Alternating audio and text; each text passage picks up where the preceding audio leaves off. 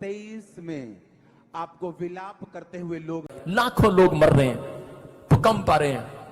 India में भी आपने अब तक भूकंप के झटके देखे हैं, लेकिन इंडिया में भी आप भूकंप से मैं देख रहा हूं, बाहर भी, फॉरेन में भी, मैं यूएसए में भी। 2022 में भारत में भूखमरी की भविष्यवाणी की थी और बताया था कि तापमान गिरने के कारण भारत में टिड्डियों का प्रकोप बढ़ जाएगा। टिड्डियों के हमले से भारत की फसलों को भारी नुकसान उठाना पड़ेगा और अकाल जैसी स्थिति पैदा हो सकती है। ऑस्ट्रेलिया के अलावा कई एशियाई देशों में बाढ़ की आशंका भी जताई थी, जो कि बिल्कुल सच साबित हुई है। भारत और पाकिस्तान में बाढ़ से हुई तबाही को आप सभी ने देखा था। पुर्तगाल सहित यूरोप के कई देश जल संकट से परेशान हैं। इसके अलावा बाबा बेंगा ने आगे भविष्य के लिए भी कई भविष्यवाणियां की हैं।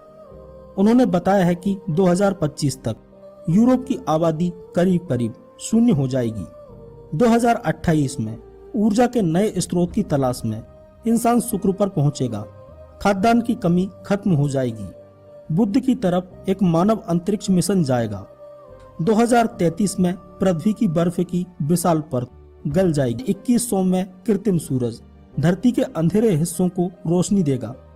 2111 में इंसान और रोबोट मिल जाएंगे, उन्हें साइबोर्स कहा जाएगा। 2154 में कृमिक विकास के चलते जानवर आधे इंसान बन जाएंगे।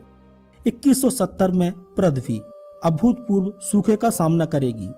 2196 में एशिया और यूरोप के लोगों के मिलने से इंसान की एक नई नस्ल बनेगी। 2201 में सूर्य की नाभिकीय क्रियाओं में बदलाव आएगा।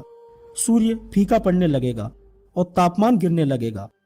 2288 में टाइम ट्रेवल संभव हो जाएगा। दूसरे ग्रहों से संबंध बनेंगे। 2480 में दो कृत्रिम सूर्य आपस में संघर्ष करेंगे। पृथ्वी पर अंधकार छा जाएगा। इसके अलावा मंगल की रोशनी निकल रही है। इस भविष्यवाणी का अर्थ निकालने वालों का दावा है कि मंगल पर इंसानों के जाने की बात हो रही है। नास्ट्रेडमस ने 2023 में किसी शाही भवन पर आसमानी आग गिरने की बात कही है।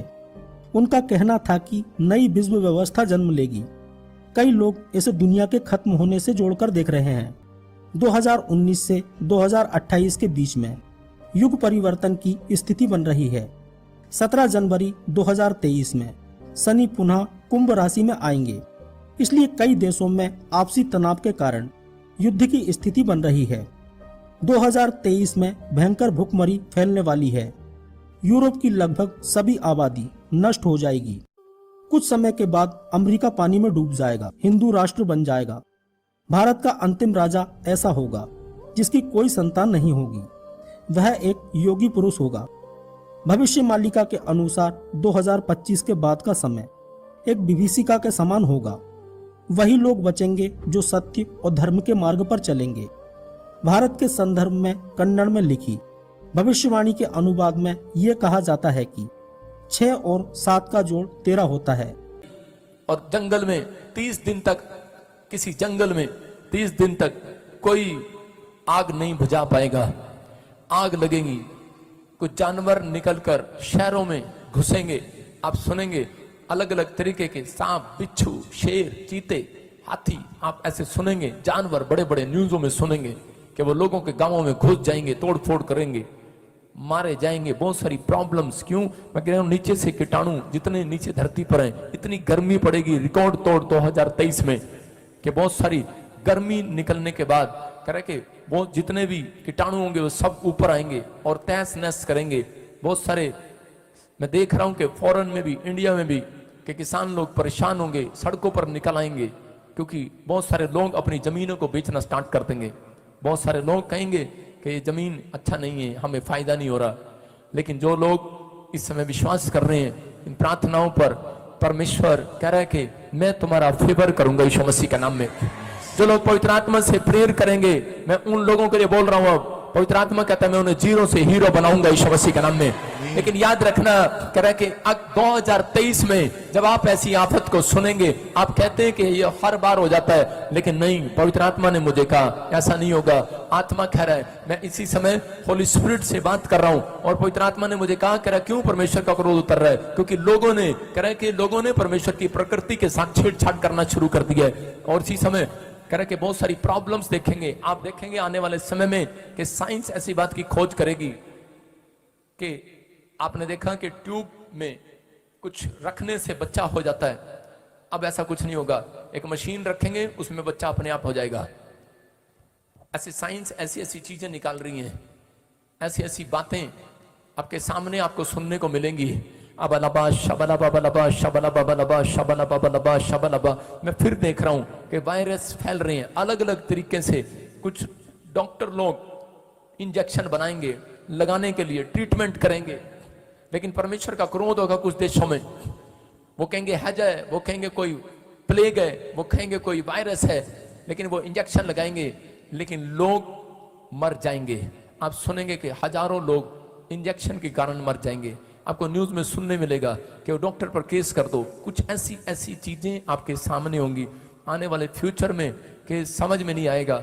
लेकिन परमेश्वर करें कि भक्ति करने वाले लोगों को, प्रार्थना करने वाले लोगों को, जहां पर भी आप जाते हैं आप प्रार्थना करते हैं, लेकिन आप हाथ उठाएं और परमेश्वर आपके देशों में सुरक्षा देगा यीशु मसीह के नाम में। इसी समय फिर से कहो hallelujah hallelujah hallelujah hallelujah hallelujah.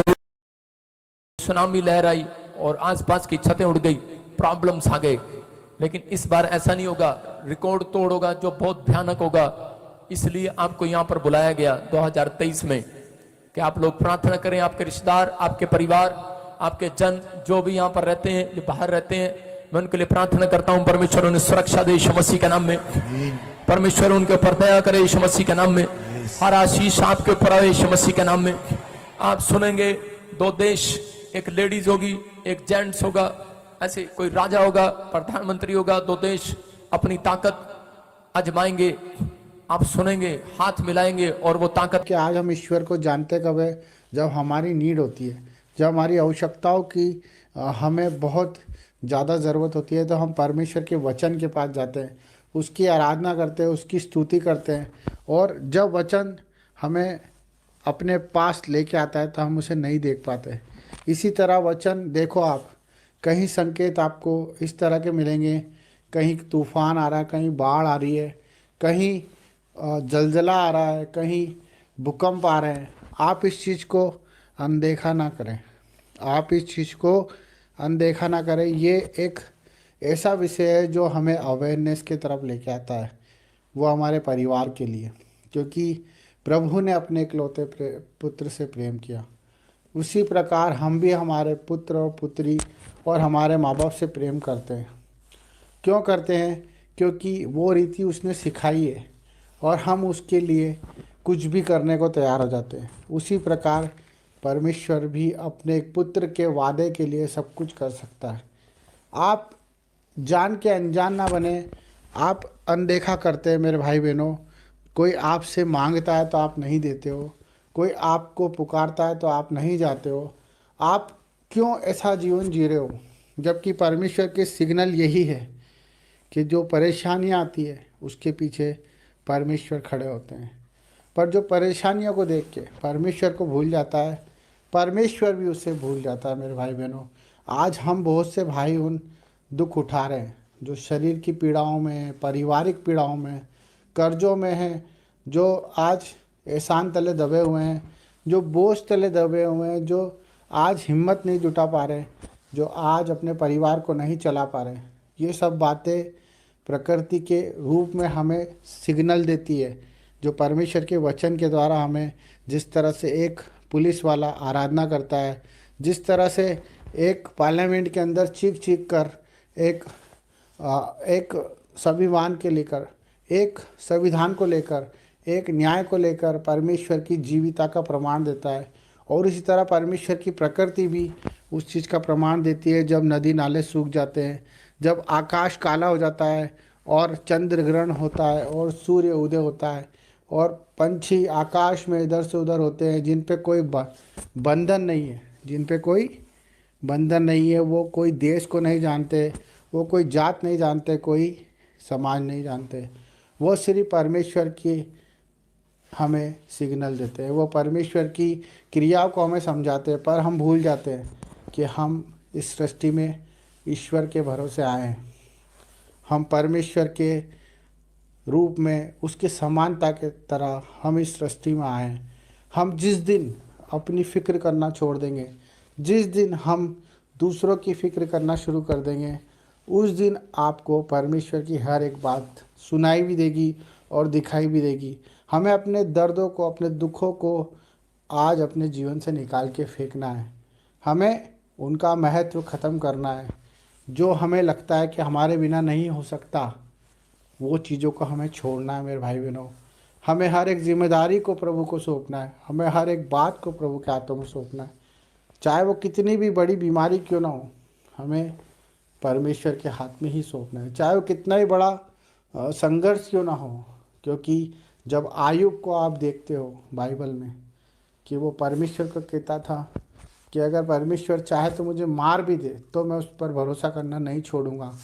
हमारा भरोसा परमेश्वर पर होना चाहिए, क्योंकि न्याय का दिन निकट है।